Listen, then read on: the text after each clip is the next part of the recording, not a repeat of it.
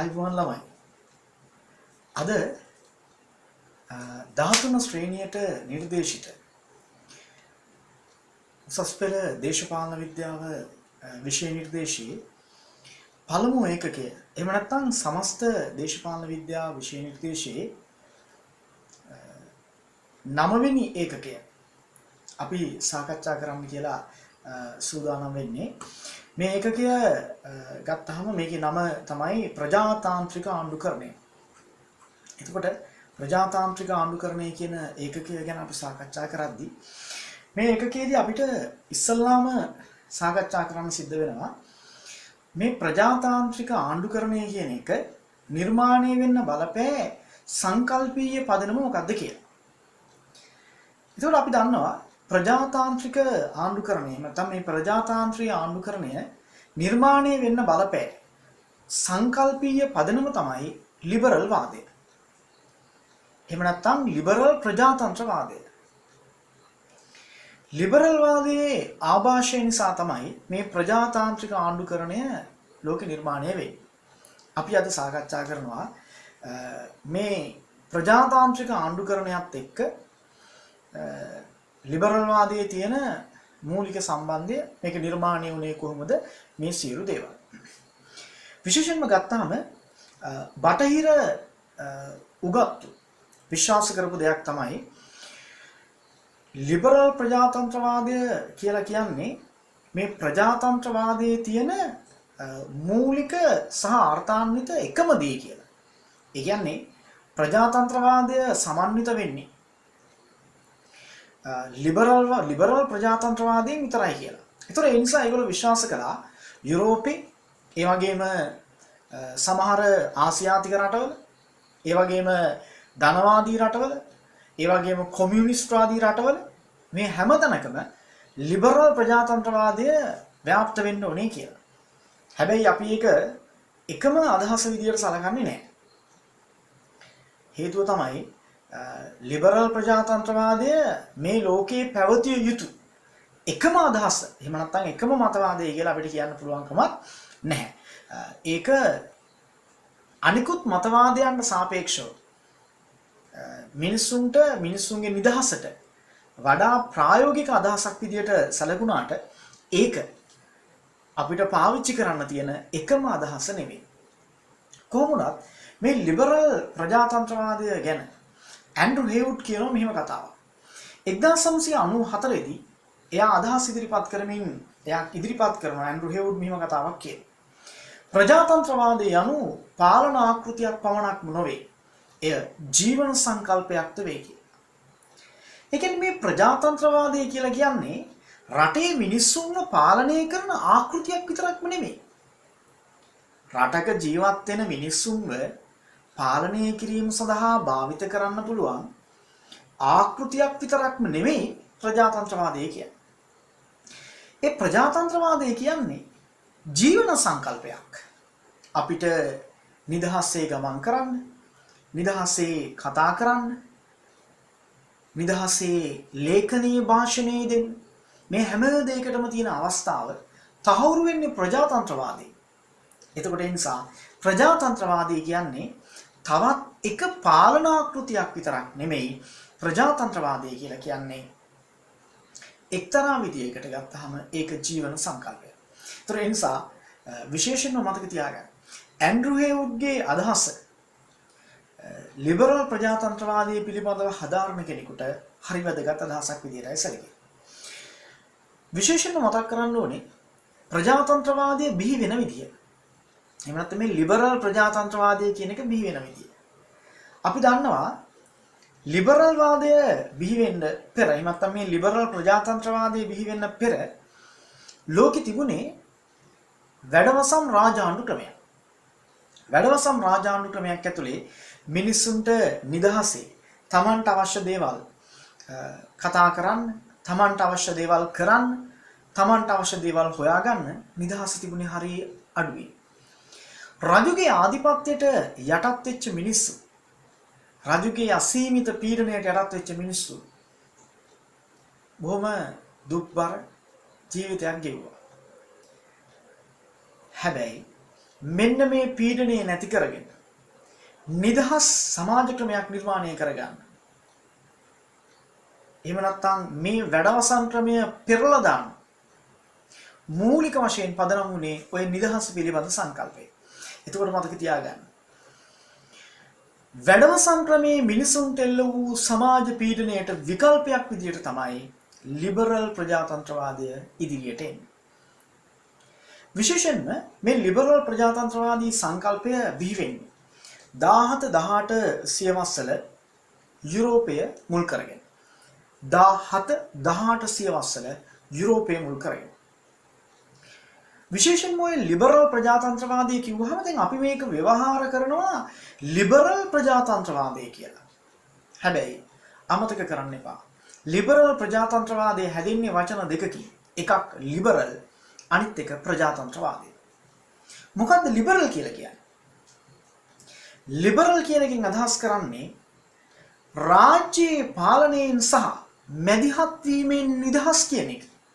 රාජ්‍යයේ පාලනයෙන් සහ මැදිහත් වීමෙන් නිදහස් කියන එක.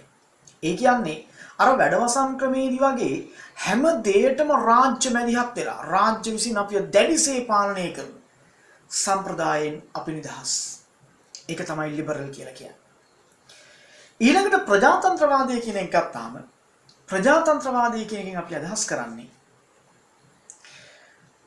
ජනතාව විසින් පත් කරගත්ත එහෙම නැත්නම් මහ ජනතාව තමන්ගේ කැමැත්තෙන් පත් කරගත්ත පාලන ක්‍රමය කියන එක.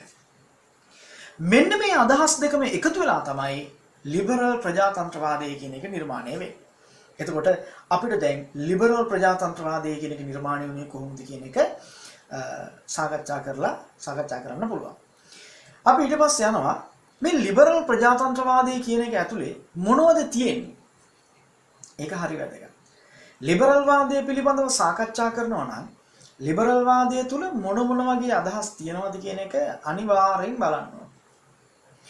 ලිබරල් වාදය තුල ප්‍රධාන වශයෙන් ව්‍යවස්ථානුකූල වාදය, ඊට පස්සේ පෞද්ගලික දේපල ක්‍රමය, ඊට පස්සේ මූලික අයිතිවාසිකම් ආරක්ෂා කිරීම, දේශපාලන හා ආර්ථික තරඟය, මැතිවරණ සහ වෙළඳපොළ සම්බන්ධ නිදහස් වර්ණය, ස්වාධීන අධිකරණ පද්ධතිය, සංවරණ තුලන ක්‍රම, පොදු සහ පෞද්ගලික ශේෂ්ත්‍ර අතර ඇති වෙනස ආදී හුඟක් දේ ඇතුළත් වෙනවා. අපි සරලව කිව්වොත් එහෙම ව්‍යවස්ථානුකූලවාදී ක්‍රියාත්මක වෙනවයි කියලා කියන්නේ අනිවාර්යෙන්ම ආණ්ඩු ක්‍රම ව්‍යවස්ථාවට අනුවම තමයි රාජ්‍ය පාලනය කරන්න ඕනේ. කිසිම පාලකයෙකුට පුළුවන් කමක් නැහැ Tamanට හිතන විදියට රටේ මිනිස්සුන්ව පාලනය කරන්න. ඒක ව්‍යවස්ථානුකූල වෙන්න ඕනේ. පෞද්ගලික නිදහසට ආරක්ෂාවක් තියෙන්න ඕනේ.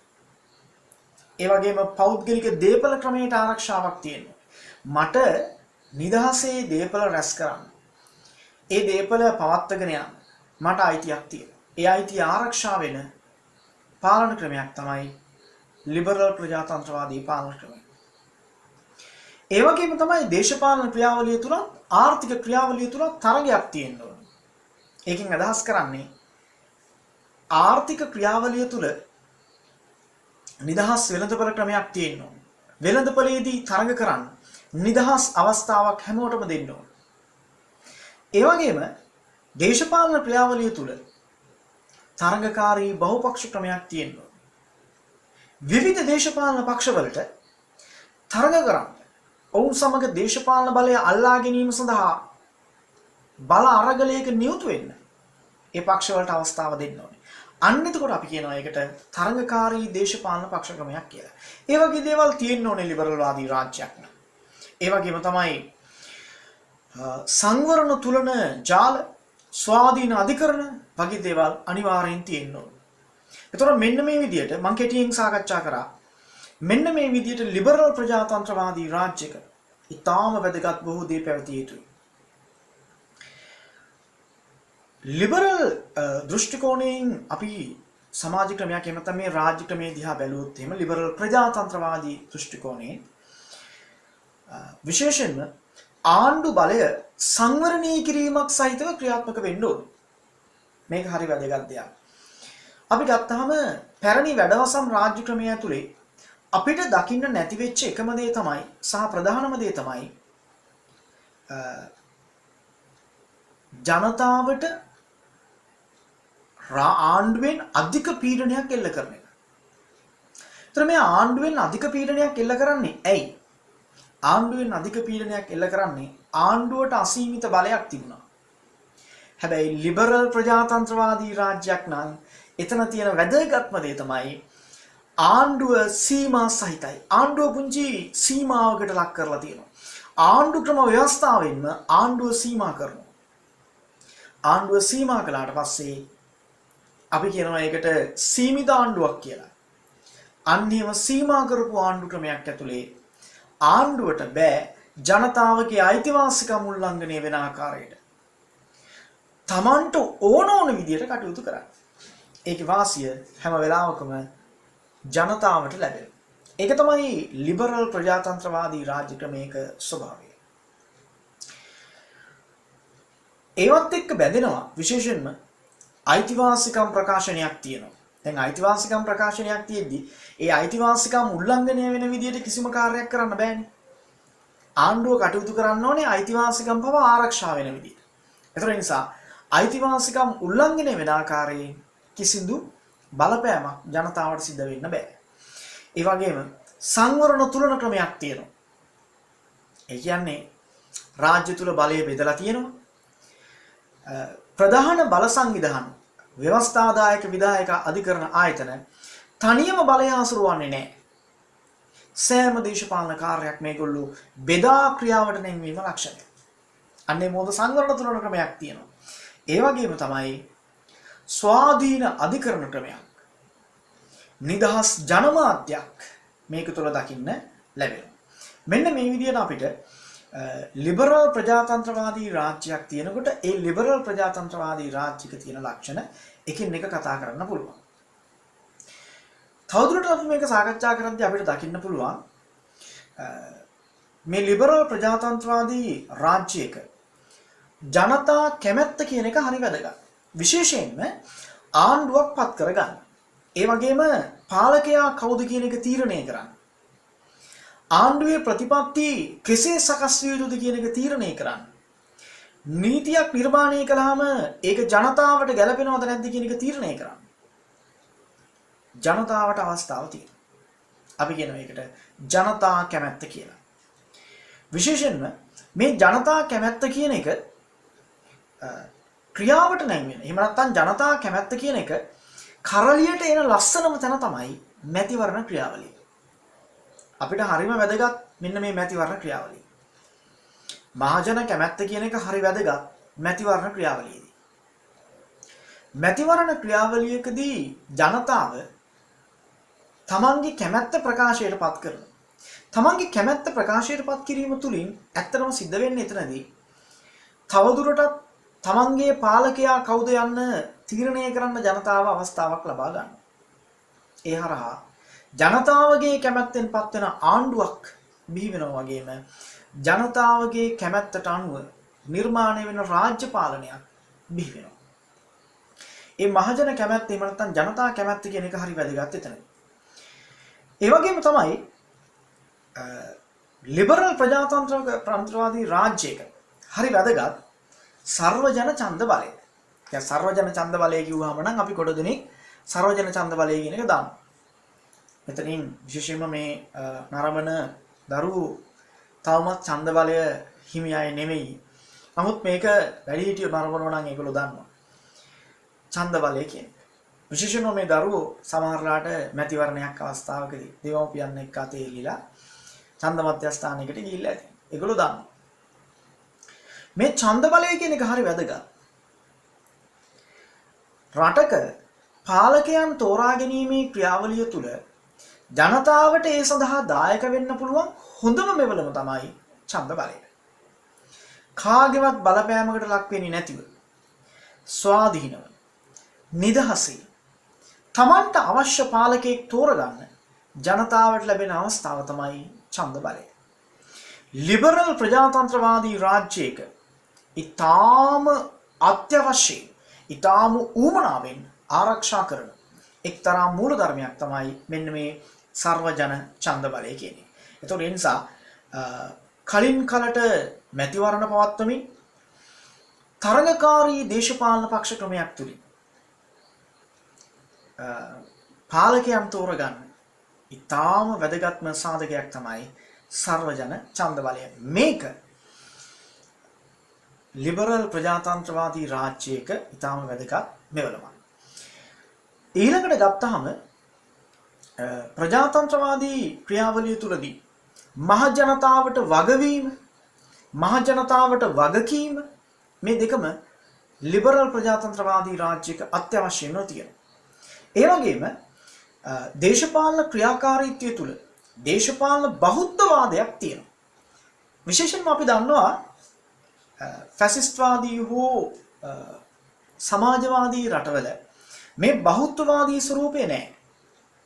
ඒවල තියෙන්නේ ගොඩක් වෙලාවට තනි දේශපාලන පක්ෂයක්. ඒ වගේම තනි දේශපාලන ක්‍රියාවලියක්. හැබැයි ලිබරල් ප්‍රජාතන්ත්‍රවාදී රාජ්‍යයක් තුල එහෙම නැහැ. තනි දේශපාලන ක්‍රියාවලියක් වෙනුවට බෞද්ධවාදී දේශපාලන ක්‍රියාවලියක්. ඒ කියන්නේ එකම අරමුණක් සඳහා තරඟ කරන කණ්ඩායම් කිහිපයක් මේ දේශපාලන ක්‍රියාවලිය තුල දකින්න ලැබෙනවා. අපිට මේකට සරල උදාහරණයක් දෙන්න පුළුවන්. ලංකාව ගත්තොත් එහෙම.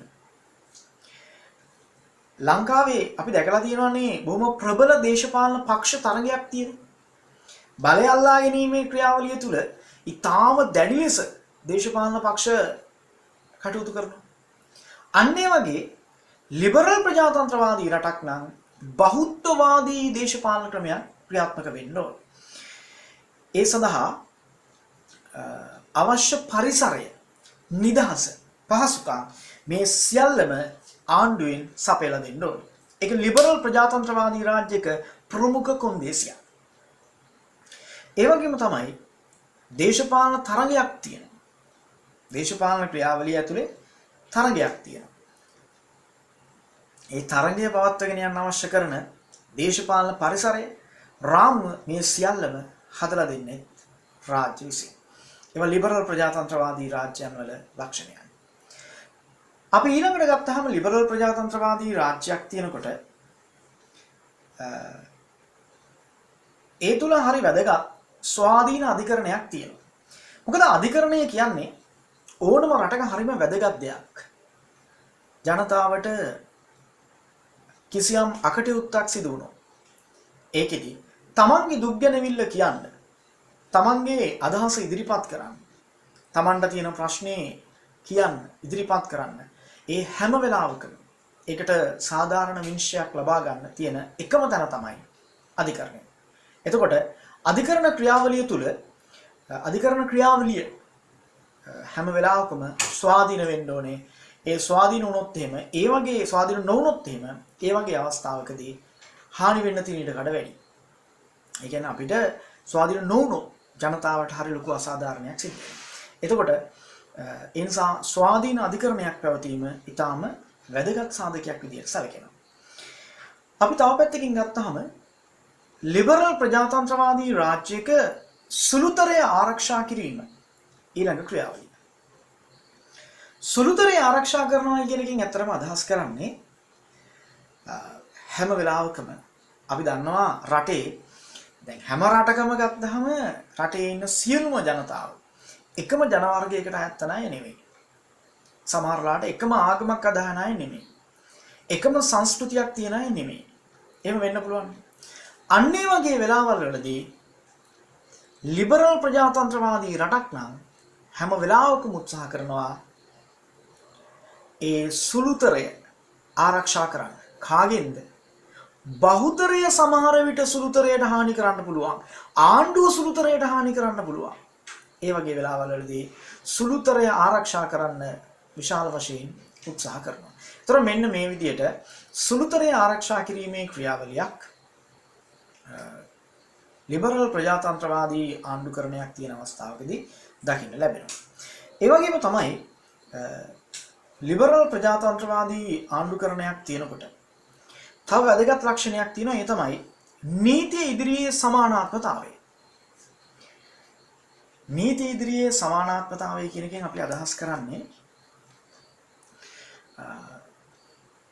ඕනෑම තැනැත්තෙක් තමන්ට කිසියම් අසාධාරණයක් වුණයි කියලා නීතිය ඉදිරියට ගියාට පස්සේ ඒ තැනැත්තාගේ ජනවර්ගය, ජාතිය, ආගම, සමය වර්ණය, කතා කරන භාෂාව මේ කිසිම දෙයක් පදනම් කරගෙන අධිකරණය නොසැලකිය යුතුයි.